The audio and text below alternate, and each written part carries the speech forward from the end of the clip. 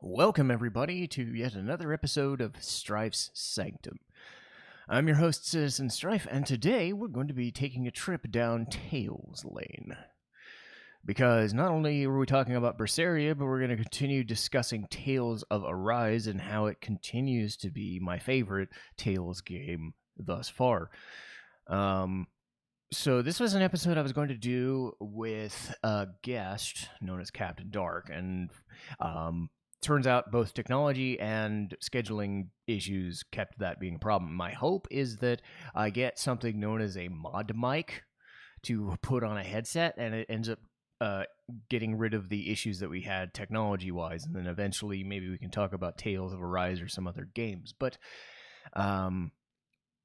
as far as Tales of Arise goes, I'm about, I'd say, halfway through the game, and I've gotten every character, and yeah, I'm really enjoying it. It has some quirks to it, mainly just how it streamlines the entire experience. You're not in this game expecting a 50 to 70 hour epic. You're in it to do what you do and get gone, almost like the main character Shion. And I enjoy that a lot. I enjoy, that old PS1 mantra where it's a big and expansive looking game, but when Final Fantasy 7, Final Fantasy 8, Final Fantasy 9, they didn't take all that long. They took 30, 35 hours. It wasn't until, Final Fantasy 13 and later on, or even Final Fantasy 12, I guess, because Final Fantasy 10, you had a lot of side quest stuff at the ends of games, right? But Tales of Arise put you in the thing, get you doing the thing, and yeah, you have some side quests that open up as things go, and you could spend as much time as you want on them, but you're always going to be pointed in a direction that you want to go. So it's a very streamlined experience. It's not going to give you too much guesswork unless it's a puzzle-related quest, and there's not many of those. It's mostly just fetch quests here and there, but that's also a good thing because they're trying to get you to do the story first, and it helps that the story, much like the game we're talking about today, is all about the characters and what their struggle is. I think Berseria has a much more character focus on it, but I think both share similarities in the sense that their characters are grounded and they're reasonable, and they don't really go out of their way to sound stupid. There's not a lot of comedy to be had in either game, right? And comedy in the sense of, okay, it's more of a levity based on the situation rather than let's talk about something stupid and let's be done. There is a bit of that, and I think Berseria actually faults because of this, because of the tone they're trying to present. Arise doesn't have that as much, but you do have some funny moments. But don't go in expecting something to be super stupid. These characters are just there to have fun, are just there to get their stuff done and go. And the softer moments are kind of quaint and nice and well earned, rather than just being kind of cringeworthy, which it can be the trap sometimes with that. Visuals wise, Arise is just unfair. If you've played Final Fantasy VII Remake, think of that level, if a little bit more stylized into an anime look, but still, the environments are gorgeous. Sure, Tales doesn't have the budget that a Square Enix would. Nobody does. But, I mean, that's the kind of shit you're in for. This is as good a look of the Tales game as I've ever seen, and this is a franchise that, much like Persona, has not really had that level of skill, whether by budget or by effort. So yeah, Tales of Arise is great. So I keep saying it, play it, buy it, get it, like now. And if you need any more convincing, well, this is coming off the heels of what I would consider their best game to that point until Arise showed up, and that is Tales of Berseria. So Tales of Berseria came out in 2016, And you've had Tales games for 25 years. They made a big deal out of it with their announcement bumper on the screen for our eyes, but to me, Tales was always one of those things where I liked it to a point, but never got into it. And whether it was the game mechanics, which I played Star Ocean 3. So that was my knowledge base. I know Star Ocean is not as good a franchise as Tales, and it to some extent ripped them off. But I was always a fan of Star Ocean 3 at the very least, if nothing else. And when I kept hearing about Tales in general as a franchise, it kind of struck me when I was looking back, and I didn't really play a whole bunch. I played one of the games called Tales of Fantasia. That was their first one on the SNES, and I enjoyed it. But I didn't really get into the franchise. People have played stuff like Tales of Symphonia or Tales of Berseria, and I tried looking at those, and I was less than impressed. And it could just be because either the gameplay style or the character style never meshed with me very well.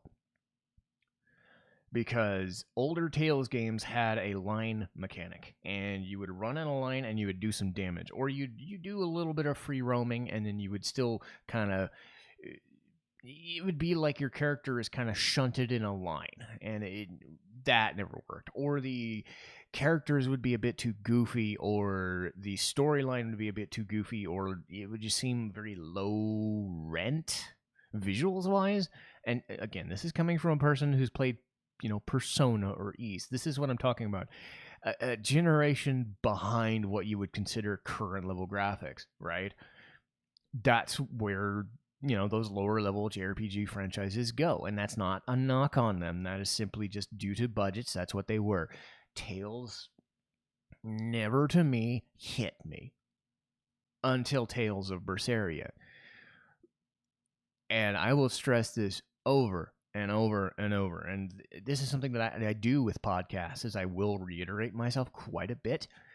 This game is about the characters. Rise has a lot of stuff going for it, but they do not have nearly as interesting characters as Berseria does. Berseria is all about the characters. And if I'm being honest, 1 to 2 or even 3. But that character is so strong and so interesting. It is just what hooked me. Because what Tales of Berseria does is it takes away I'm the hero of the realm and I'm going to save the world and I'm going to do that. And even Arise does this a little bit. But Tales of Berseria starts off on a high character-wise. And hills and valleys here and there, depending on what the story has you do. But if you are not grabbed by the initial character motivation, this game is not for you. If you're not grabbed by some of the things that Velvet does, this game is not for you. This game is an exercise in what an anti-hero can get away with and do when she is pressed to the brink. And I use that term loosely, anti-hero, because outside of maybe 2 or 3 people in this entire game, nobody's good. I will reiterate that, of course. Nobody in this game is a good person because they are a good person. There are probably 2, maybe 3, if I'm stretching it. This game is good because you get to play villains, but more in that, like, they know they're assholes. So I've used this term 50 Shades of Asshole and to describe almost all of them. And I will take a lot of time talking about the story and the characters because that is what really drives home this game. A lot of the other aspects of the game don't live up to snuff, but the story and the characters is just, as long as you have that, usually you can get away with a lot. And Berseria will test your patience in some ways. There are some issues with the game for sure. But I'm going to focus on talking about the plot, which the plot as it is isn't anything you haven't seen before, maybe. But the way that the characters are focused upon and how they interact with each other is a different story. And everything else about the combat or the visuals or the music kind of take a back seat, which is unfortunate. Berseria, I don't know if it was the most popular, but I think it did recently just cross 2 million copies because of, again, it's a really popular franchise. You know, third or fourth or fifth highest CRPG franchise total, tales wise, versus say stuff like Final Fantasy or Dragon Quest or Kingdom Hearts, you know, that sort of thing. Berseria was not. I think it's more of a critical success because it's coming off of some games that were not critical successes. So they're on a high right now because these last 2 games have been so well regarded. So sometimes that's what you get. You get sales based on the thing that came before it rather than the thing that came out. You know, that's kind of how movie sequels work. Let's see. As far as plot, really it boils down to the main characters, and I will weave in plot threads and spoilers where I can, but I do want to spend the majority of the time talking about the character of Velvet Crow, because nothing in this game goes without her. If you're not into her character, or if you find her annoying, or you don't understand why she's doing what she's doing, then this may not be the game for you. But Velvet was 15, 16, so 16 going on 19, because there's a time skip in the game, but there's a good reason for that time skip. So from here on out, assume there are spoilers. Because when I'm talking about a character, I'm going to talk about what goes on with them, specifically Velvet for sure. Because Velvet is the pendulum. And when we start the game, Velvet, she's voiced by Christina V, who's been in tons and tons of games, anime, and even does a lot of singing on the side for stuff on YouTube and such. People who ever watched Konosuba would know her as Darkness, and they are 2 very different characters.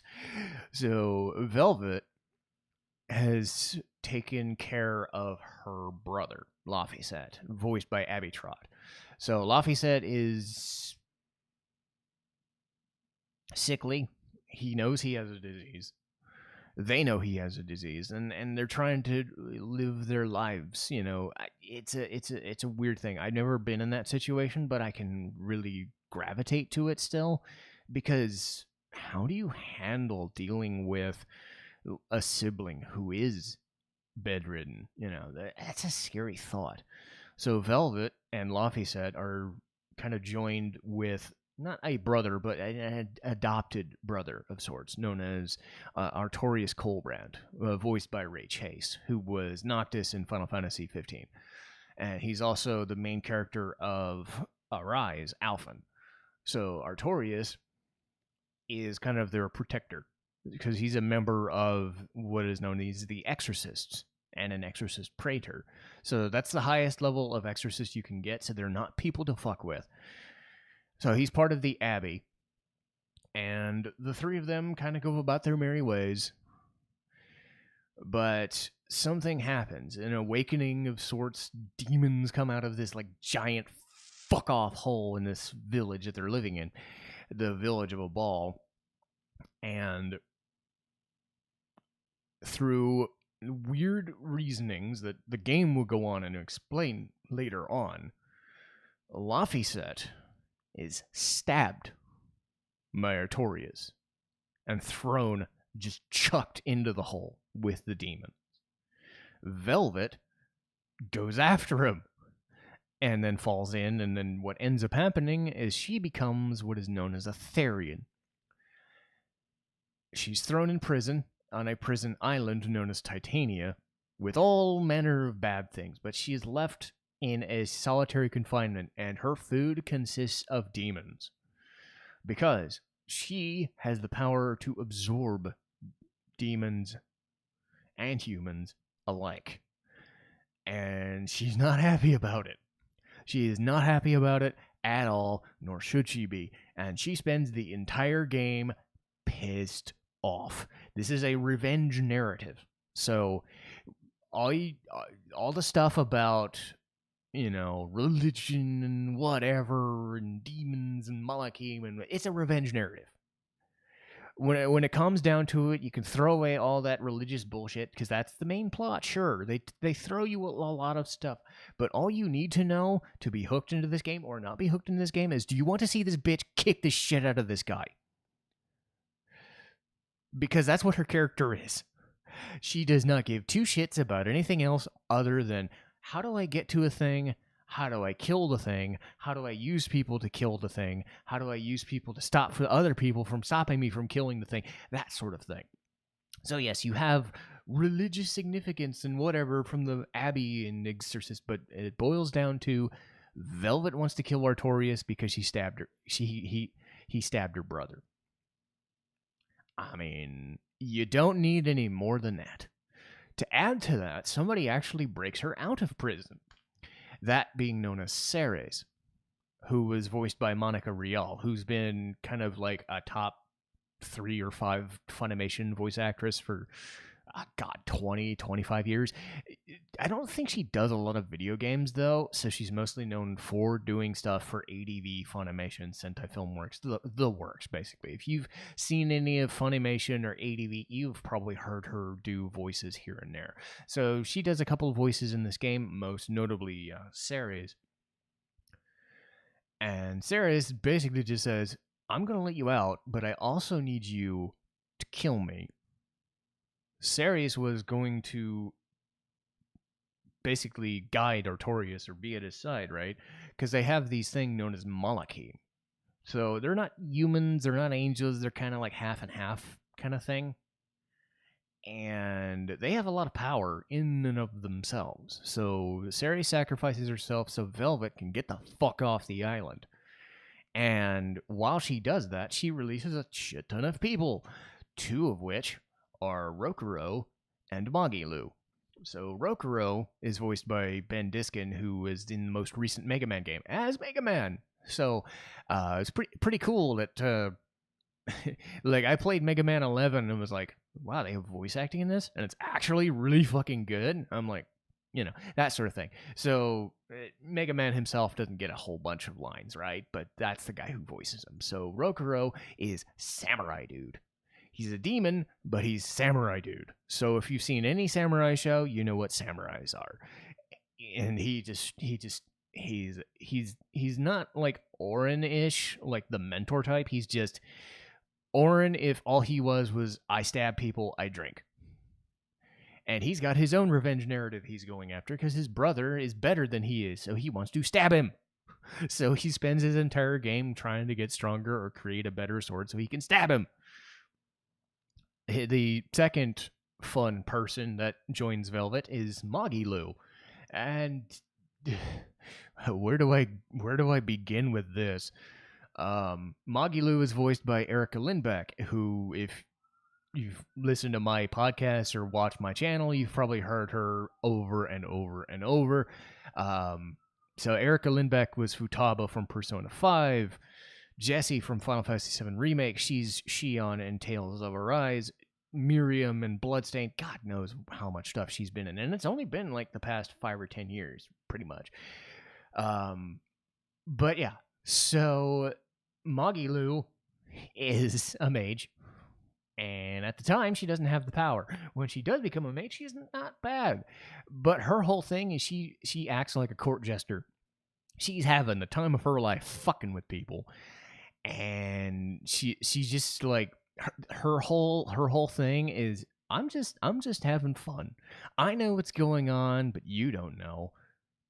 But I'm joining you guys, but I'm not telling you why. I'm doing my thing, but I'm not telling you what. That sort of like hidden, mysterious, but she's having the time of her life doing it. Not in the Rokuro sense where she's drinking up a storm or nothing. She's just like, I'm watching this shit unfold and I'm having a shit ton of fun. But she does get some serious moments, which is all the more important and impressive because she plays stupid for like 50 hours. But again, it's really fun. She of what comedy there is in the game, she is the reason that it can work, is because she's the levity. She's there to lighten whatever angry mood there is. And some of it is dumb, like trying to join a circus, or these weird like asides where she's talking to like talking to Velvet or talking to other characters and just kind of poking and prodding them, like poking the bear and just fucking with them. Or when she talks to one of the characters and the character's kind of moody and she goes, "Magicazam!" And there's like, "What the hell was the Magicazam?" And she's like, "It's a pointless cheer for pointless worry." And it's, what does Magicazam mean? Nothing. So she gets talked about it, and she's like, it didn't mean shit. But I just wanted to say, Magicazam! But I can't do it justice because you have to see Magicazam for itself. It becomes a running gag. I don't even know if Berseria was the first one to do it. But Magicazam! Alright, I'm done now. Anyway, so Magilu's there to lighten the mood. The next character they get later on, they actually happen upon a ship or two, and they wash up on some very like icy shores and stuff. So they're tasked with finding a guy who's fucking with the local trade commission. So they run afoul of that guy. He tries to fight him. His name is Dial. He loses badly. And their plan, and this is I'm going to throw in plot stuff when I can, because this will show you what's going on with Velvet and her mindset.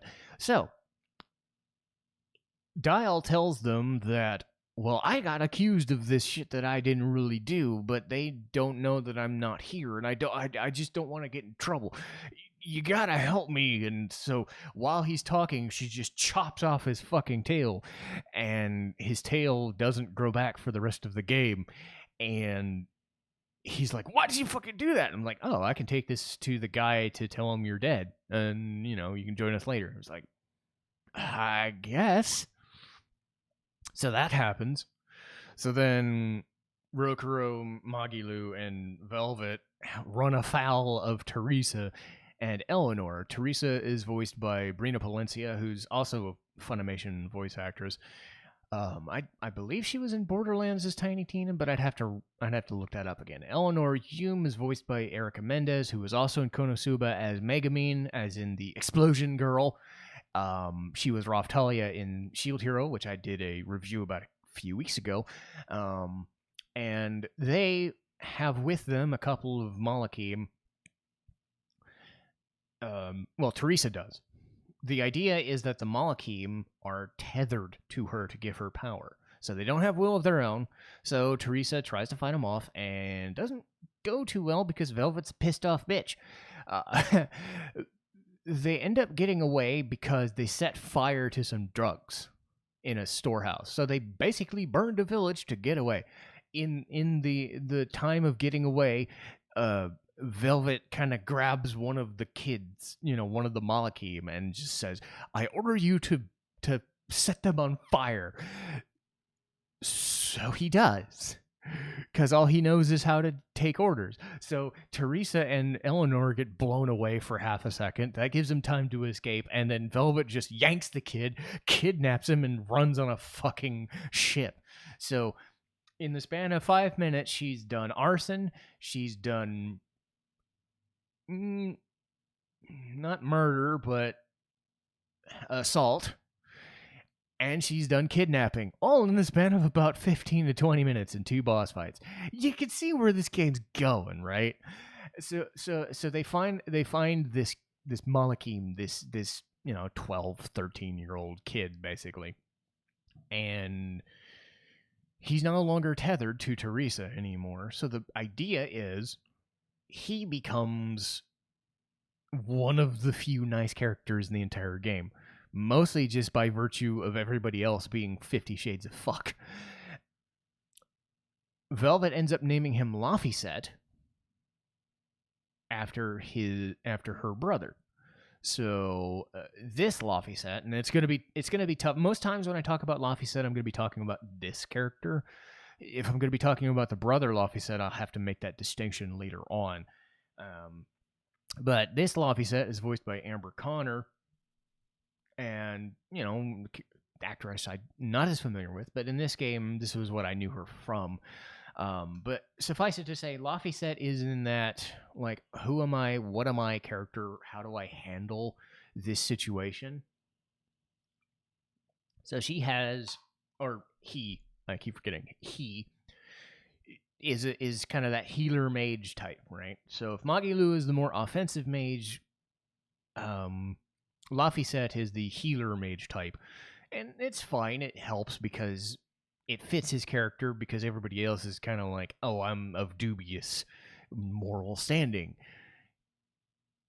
Most of the comedy, again, comes from Magilu trying to fuck with him a little bit, or Rokuro trying to fuck with him a little bit, saying women are evil and blah. You just don't listen to them, Laphicet, or like whatever, or this like push-pull between these characters, like for Laphicet's affection, I guess, because he's that little brother type, that you want to take care of, right? So they go their merry way. They end up running afoul of pirates. So this game has pirates, of course, but I can buy it because there's seas and it's a medieval setting. So the four of them end up having to deal with Aizen. And he's the, I'd say, temporary captain of sorts of the Von Eltia. And he's just this big punch dude. He likes to punch, and he likes to punch, and he likes to punch, and he's good at it. So he's voiced by Taliesin Jaffe, who I believe has been in Critical Role. He's been in a lot of different games and TV and anime and stuff for, like I said, 15 or 20 years. When I talk about voice actors, I talk about them in the span of like 5, 10, 20 years experience. I give dubs a lot more credit than a lot of people do, if you're wondering. Anyway, but Aizen's whole gimmick is that he has bad luck. He has what is known as the Reaper's Curse. And shit hits the fan because there's bad tidings in the sea, or there's 50 million other enemies instead of the 2 or 3 we're going to fight, or somebody loses something. It's just bad luck all around. So his coin can't flip upside. It always shows this bad coin, right? So his whole gimmick is he just punches dudes. He's also a Malakim, and he kind of takes Laphicet under his wing because he's older. They do age, and they do grow old, but not in the same way as humans do. It's probably like the same thing as like maybe they age at half speed or quarter speed or whatever. I don't know the specifics, but they do talk about that a little bit. They talk about how when Artorias threw the brother Laphicet into the hole and it caused the awakening, Malakim became visible to everyone because apparently there was an awakening before in a different sense, and that's more of a plot spoiler, so I'm going to save that till later and maybe not even get around to it, so that there are some spoilers in the game you can get to, just in case you do decide to play it. This one happens at the beginning of the game, so this is not really a super big spoiler, by the way. This is just setting up the plot. The idea is when Brother Laphicet got thrown in the hole, everybody could see what Malakim were. So the people who were being tethered, or just Malakim in general, the general population of humans could take heed of what they were.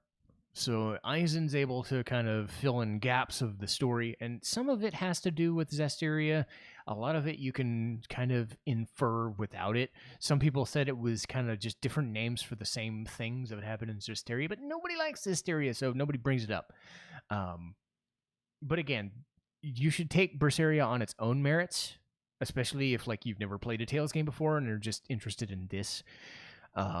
I would just go with Berseria. I have not played Zestiria either because everybody tells me I shouldn't. So I'm not going to, unless I have to.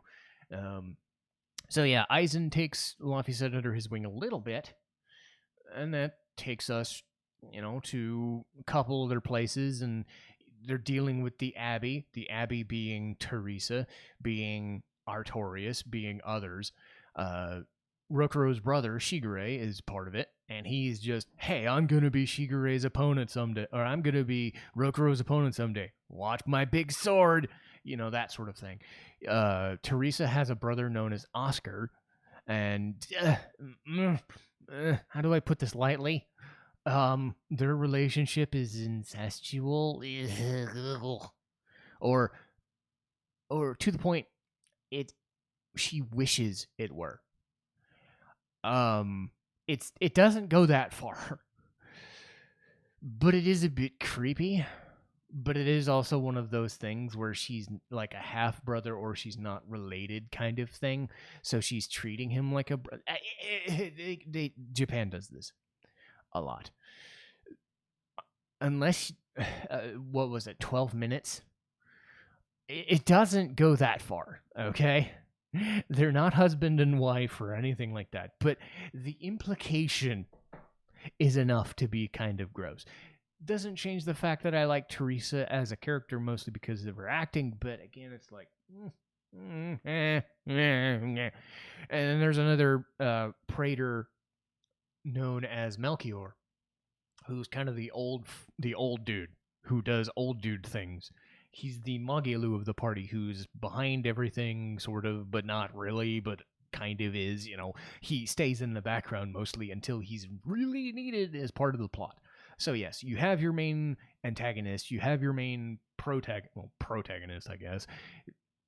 Your protagonist going away, and then your antagonist party of the Abbey.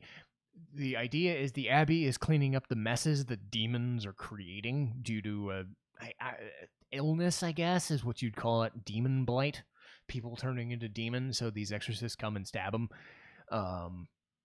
One of the exorcists is Eleanor, who was with Teresa at the time. Later on, Velvet tries to fight Artorias, fails, but Eleanor and the others get sucked into this thing called the Earth Pulse, this kind of like alternate dimension kind of thing. And so it's kind of like the live stream of Final Fantasy VII kind of thing.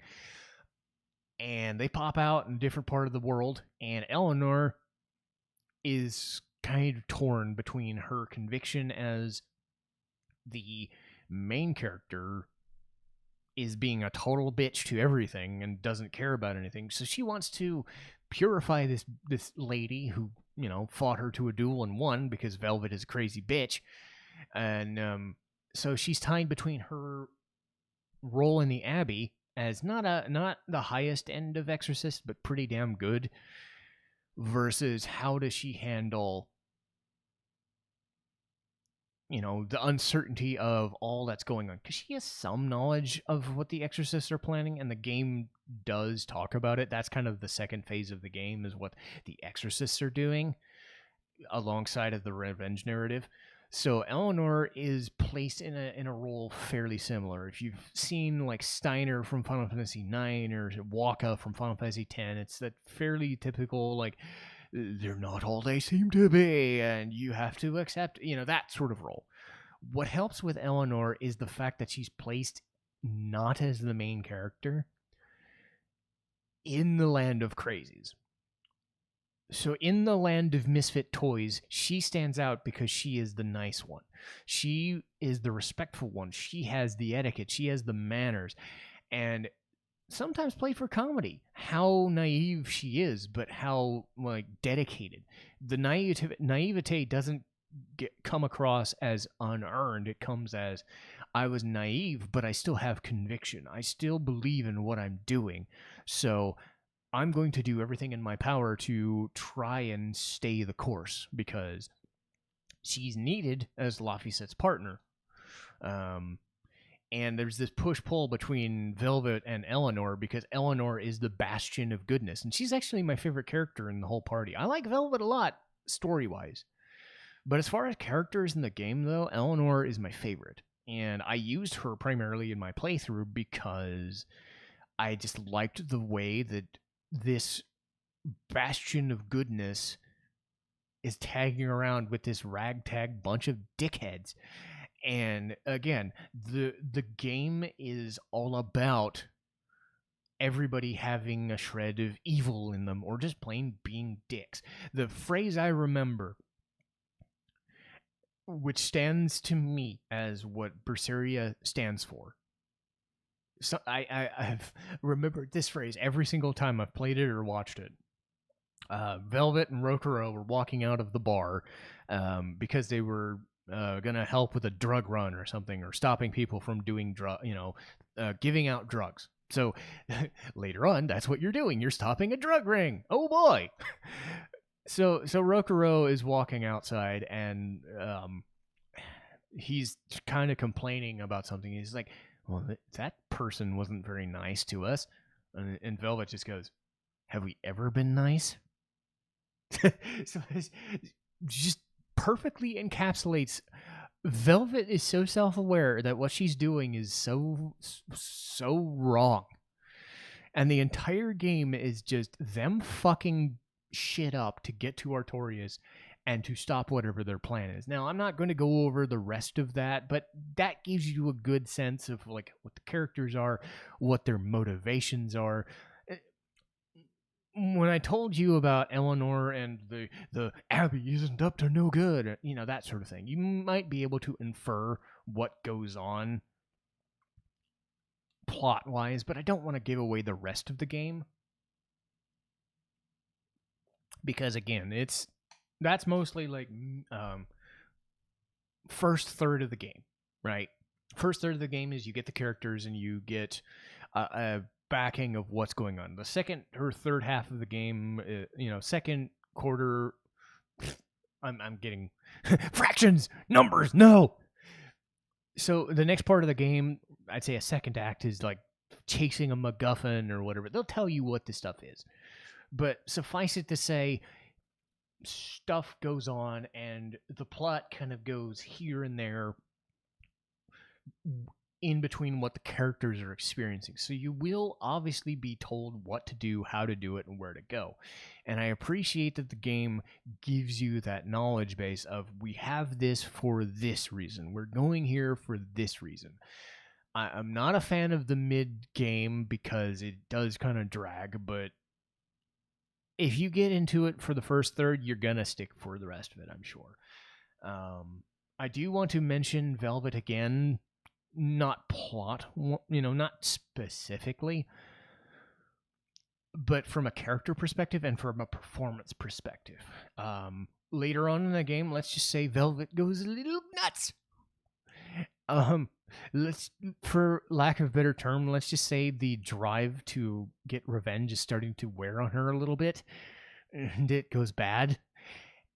And my God, just the scenes that she gets when she goes batshit crazy, the scenes that she gets to have, because she has these weird like visions or dreams or like screamy moments or things, and it's just like, God, it's so good. And a lot of that, if you're watching the Japanese version, the Japanese actress would do this. For me, when I was watching the dub, I think Christina V, for me, did really freaking well, because you have this really subdued but angry character, and then all of a sudden, whether it's in battle or it's in the plot, she just screams her fucking head off, and she's this scary, but she's a scary person, but you understand why.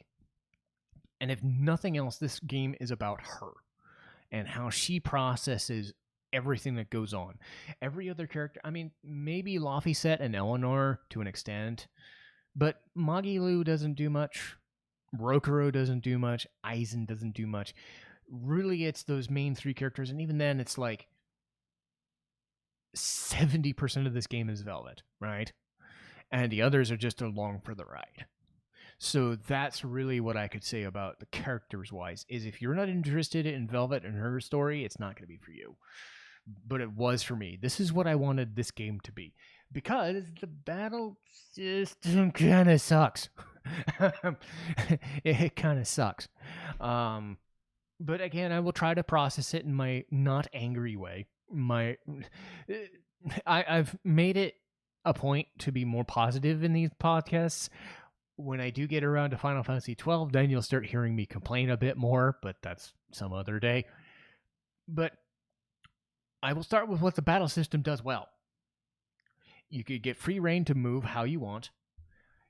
You have these like different skills tied to these different face buttons, and you can just do a bunch of combos, and you can do a lot of damage with these combos. They could be elemental, they could be combos, they can be like damage types, and every enemy has a damage type that they do. So each character has an elemental affinity, or kind of a, maybe not elemental affinity, but a preference to the 2 or 3 elements that they do, or the type of attacks that they do, whether they be magic or not. The battle yo-yos between the characters and the enemies, in the sense that while you're doing damage and when you're doing art moves, you're actually depleting a gauge. And if you do enough damage, you get an extra ball, basically, to, an extra action to do more damage. But if you run out, then the enemy can start doing way more damage and pile on. It's not quite like Bravely Default, because this is a more action-based game rather than a turn-based game, but it's still that yo-yo effect of, do you want to pile on an enemy, or do you want to save up all of your skills and wait it out before you just unload? So you have to be strategic in how you want to employ them. The way the damage works is it's kind of a small circle, and it can get a little frustrating especially in boss fights, to see the circle and see how much damage you're actually doing. Thankfully, they have the HP bar in an analysis. Tales of Arise at least gives the boss bar at the top of the screen with the HP marker. It's way easier to see it. So I think they even understood that that circle around the character, it works to cut down on the display, but it also, like, it's a bit hard to see sometimes. So especially if you're trying to gauge how much damage the boss is going to do, or what skills he has left to do. So the fun thing about Berseria is that it is free roaming. It's one of the few games that allows you to not like run in a line or run on a 2D plane. You do have free reign to move, and that is something that Arise has continued, and I'm grateful for. The main problem with the battle system has to do with their equipment selection, and this is where the negatives will come in. The equipment wants to be Final Fantasy IX. The way Final Fantasy IX did equipment screen was, you take an item, a shirt, a rod, a helmet, a whatever, and certain people would have certain skills tied to their ability screen. So Zidane would learn one thing, while Garnet would learn a different thing, or whatever. Or they could both learn the same thing, but they learned it at different rates. But it was all tied to that one skill. Or maybe separate versions of, different types of weapons would have like 2 or 3 of the same, right? And once you learned it, you learn the ability. Take that concept of gaining abilities as passives, but turning it into this ridiculously like micromanaged degree. Berseria tries to put in this equipment selection thing where you get 50 types of the same armor, or you get 50 types of the same armor +1 or +2, and you equip it. You find out that as long as you haven't had the passive ability, you're still honking this shitty armor that you haven't had for forever. The game is kind of telling you haven't leveled up this ability yet. You got to keep wearing this piece of shit armor until you can move to the next one. So by the time you've bought like the recent armor from a town, you're like, well, I'm still working on this thing. And it's not like Final Fantasy IX where it was one item did one thing. It was 95 fucking versions of the same equipment doing the same thing. So you had to micromanage and throw away or help craft one that you were using, or 5 that you were using, or in most cases with most of the characters, all 6 of them could use the same one. So you're constantly keeping this old equipment that makes no sense, and it's just like, I need to build this thing and I don't know how. And it's just like, sometimes it could run the risk of I'm under leveled and under equipped, and the game is telling me I haven't leveled this fucking thing up. So as easy as the battle system is, it can leave you wanting because the equipment itself is a problem. Another problem for me is the music. You'll notice I haven't talked about the music a lot, and I'm probably not going to. I'm going to talk about one song in particular, the Titanian Island, when Velvet makes her escape. That is the only song I remember. It is a good song. It is a thunderous, like, dun, dun, dun, dun, dun, dun. It's like this heavy metal song. It's very, like, simplistic, but it's got that, like, right vibe to it. For whatever reason, for the rest of the game, I don't even remember. I watched a playthrough of this game again just to like refamiliarize myself with all this stuff, and even then I couldn't be like, I don't care about any of this other music in here, so I'm not going to spend a lot of time on it. But that also speaks to the level design. And again, it's not that Motoi Sakuraba was a bad musician or something. I liked him in Star Ocean 3, for instance, but something about the music in this game or the design philosophy, this feels like a low-budget game because it was. If you're wondering why I talk about Tales of Arise looking so good, it's because this game looks so bad. Character design-wise, fantastic. It's got an anime stylized. Everybody looks impressive. Everybody feels impressive. But the backgrounds, the towns, the dungeon design, the stuff in the dungeons don't look very impressive at all. Outside of things looking like walls, there's not really a lot of like detail. Even like late in the game, you go to like a volcano area, and really the only thing telling you that it's a volcano versus a snowy level is that the ground looks a little red. The snow doesn't have a lot of definition to it. And that's probably because this game was initially designed and probably was designed PS3 in mind. So there was going to be that loss of fidelity. But I think after Tales of Zestiria failed to sell, they didn't put a lot of budget into Berseria. Thank God for them that their characters were so good, because everything else surrounding this game was kind of Don't go in expecting some like amazing visual experience. Save that for Tales of Arise, I guarantee you. But characters-wise, Berseria blows it out of the water. I like the characters of Arise, but man, Velvet alone, and that's not even talking Velvet, Eleanor, and Magilu, are so much better. So that's my point, is the characters and what they go through is the drive of this game. So we did the equipment. The characters to a degree, right? Another negative for this game was Aizen, not because of his, like, he's fine. It's everything surrounding Aizen that kind of doesn't work. How do I put this neatly while I get some water? One sec.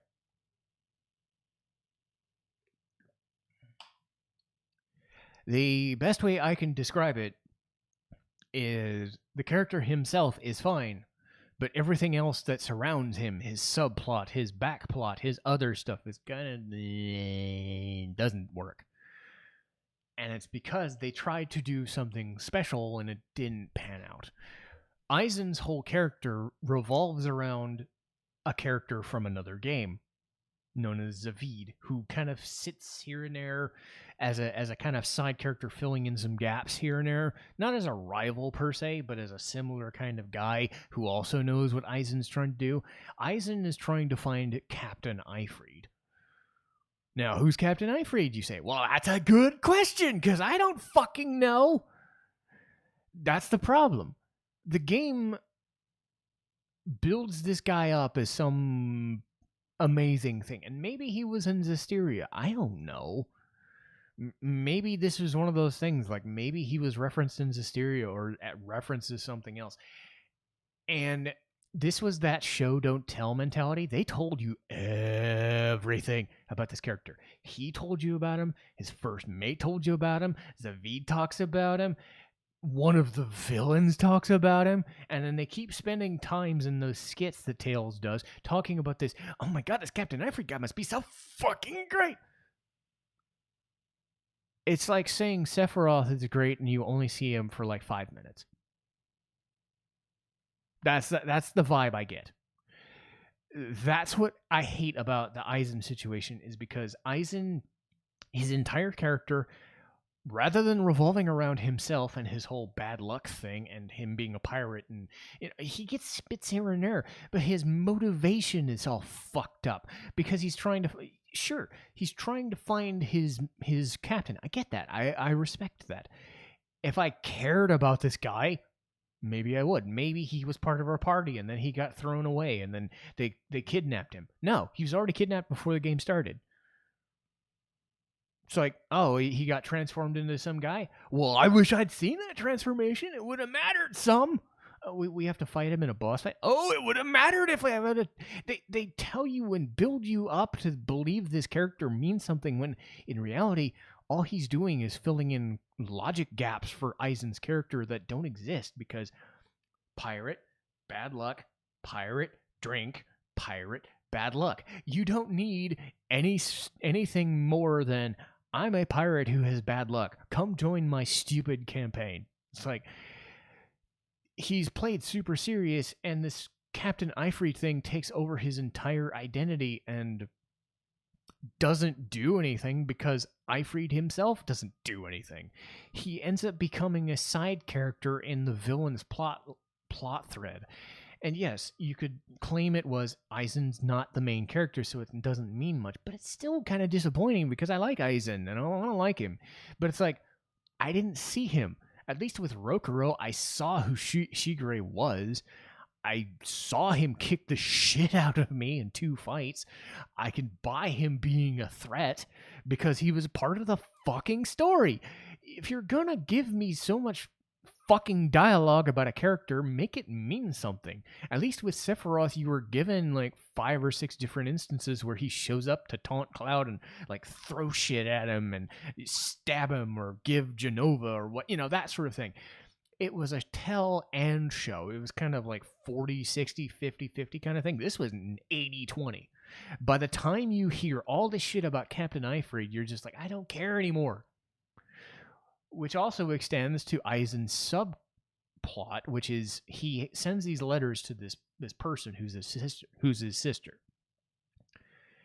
And having not played Zestiria, it fell flat for me. If you played Zestiria, it's great, and I'll just give it away so you don't spend, 5 hours doing this or however long it takes you. So you send all these letters and you get all these information. You get these like little like nuggets of information, like these catchphrases or something. And realistically, all it amounts to is a reference. Not a cameo, just a reference. It turns out that he's related to a character in Zestiria. And one of the more popular ones, Edna. But why do I care? I never played that game. Why do you have me spend all this time sending these letters, not even to meet this person? All I did was learn her name as if it was some revelation. So Aizen falls flat. I like him when he's in cutscenes. Whenever they talk about Eifried or Edna or me having to care, it really bothered me. So, it's not the main character. He's probably the least important character in the game, in your party. Sure. It's just disappointing, though. That's all I'm going to say. But, and this is a big but, watch me get in trouble for saying that, but I won't get in trouble for saying this. I've been nice up until now. Sort of. But you know how I mentioned comedy in this game? Yeah. This game does not do comedy very well. When it does do comedy, it's mostly situational because Magilu's fucking with people and saying, Magikazam! Or Velvet and others are referencing things they've done. Like, here's an instance, here's where comedy works. They go to Logres, which is the capital city of the Abbey, and they meet the head priest, or one of the priests there, and he's, confess, sinner! I will absolve you of your sins. And each character gets to talk about their stuff. So Velvet talks about, she killed she watched her brother get murdered, and she's set fire to the town, or she's done this, or she's kidnapped a boy, or whatever, and he's just staring at her, and it's like, get away from me, get away from me, stuff like that. So every character gets their own like side comedy based on who they are, and who it's comedy based on the characters and their experiences and them kind of bouncing off one another, and they just have fun. It's funny because it's a levity, it's breaking the oppressive atmosphere that the game is presenting because of the story. Until Bienfu shows up. And who's Bienfu, you might ask? Well, if anybody's played Persona 4 or played Persona 5, think Teddy or Morgana, but worse. Seriously, that's it. Bienfu is Teddy, but worse. Early on, Magilu can't be in the party because she doesn't have a Malakim tethered to her. Her Malakim is Bienfu, this tiny little cat with these wings and this top hat.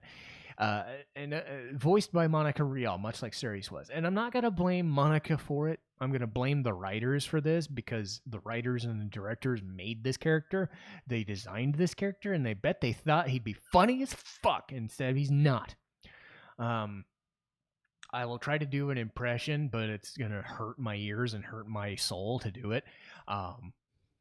But and this is Monica doing the voice. So again, she was probably told to do this. This is not, again, I'm not saying Monica's at fault for this, but every time like Bienfu speaks, you have this clawing, like, well, I know everything you're gonna do, and it's just I just don't want to get in trouble with Miss Maggie. He talks in this like half Gilbert Gottfried, half cat being stepped on by a bulldozer kind of voice, right? And again, it's not the actress's fault, but then she, like, when the game processes, oh hey, have some fun time talking to Bienfu about like some magazines that he read as a child, or Miss Magilu put me in a dryer once, or something. It's forced. It's very forced comedy that doesn't work, and it detracts from the whole game whenever Bienfu speaks. Thankfully, it's mostly in skits that you can avoid in most cases. I'd say like 3 or 4 out of maybe 50, if that, you can just care about. If Bienfu isn't in the actual cutscenes, you can safely skip them. Bien, and she says it that way. So if that didn't annoy you yet, I would skip it. So yeah, I'm sorry. Bienfu sucks. She's not the least favorite character I've ever dealt with, but one of my top 3. And it was bad. So the comedy in this game sucks. And to make it worse is you have this character who acts as kind of like this traveling merchant, and it's a turtle, or it's a dude in a turtle shell. These guys in these white turtle shells, they're downtrodden merchant dudes, and they talk in these like weird New York accents, and it's just like, I'm a turtle, and I'm like, what the fuck? No, just no. So yeah, no. Anyway, let's get back to the good stuff, shall we? Velvet, many other characters. The story is very serious, and I've been over that. The other thing I do want to mention before is the characters and the actors beyond them. I said before that Monica Rial was in Funimation for 15 to 20 years, right? Brina Palencia, who did Teresa, she's been in like same thing. She's been in Funimation and other shows for 15 or 20 years, right? These are people that I know and like a lot. And when I heard them in this game, I was kind of shocked because they don't do a lot of video games, to be honest. They might do like 2 or 3 here and there, but I don't see them get Because they're so tied to Funimation, they're usually based out of Texas, right, rather than LA. So I was kind of shocked that they were tasked with mostly main characters, because Monica is not only voices Bienfu, who's around for a lot of the game. You have her voicing Ceres, and Celica, who is Celica is Velvet's sister, so she plays a unique role, and all three of those characters are all different, and she has to voice them differently. Brina plays Teresa really well. Brina is a really good voice actress. You got Chris Kaysen, who is Dial, Chris Kaysen was the guy who played Gluttony in Full Metal Alchemist. So imagine having that guy as a crocodile, though obviously not nearly as like weird, but that sort of thing. You have those actors, and then Ian Sinclair, who is also, a main level Funimation voice actor. I've heard these people in, like, I don't know, some cases hundreds of shows. Others I've heard them like 20, 30, 40 times. I know them by name, and again, that's a thing that I do, and it may not mean anything to you. But I'm one of those people that if I know a certain actor is doing a certain role, it gives me an extra expectation that I know that this character is going to be important, that I know that the role that they were given is probably going to be very good, or at least it's going to be something I can listen to. Bienfu, that was the character's fault. That was the writing's fault. I'm not going to blame Monica on that, because in the rest of the game, she plays Ceres and Celica like magic. Teresa gets a lot of like dialogue. Brina plays her like magic. It's just, I can't stress enough how much an actor's performance can change a role. And if you know a character, or if you know an actor behind a character, it can actually give you that, oh, I don't have to worry about this because I already know what my expectation is. It can work in reverse if you have an actor you're not familiar with, but to me, it gives me that, oh, okay, I'm into this.